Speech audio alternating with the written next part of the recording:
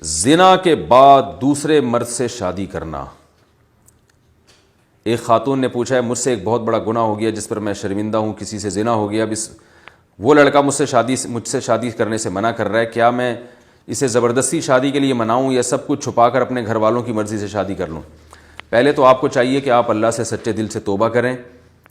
بہت بڑا جرم ہے زنا کرنا، بہت بڑا جرم ہے اور بہت شدید وعیدیں اس پر۔ اللہ نے دنیا میں اس کی سزا کوارے کے لیے 100 کوڑے کھلے عام علانیہ فرمایا کہ جو بھی مرد زنا کرے یا عورت زنا کرے، اللہ نے فرمایا فجلدوا کل واحد منہما 100 جلدہ، کھلے عام چوک میں کھڑا کر کے ان کو 100 کوڑے مارو اور ان پر رحم نہ کھاؤ۔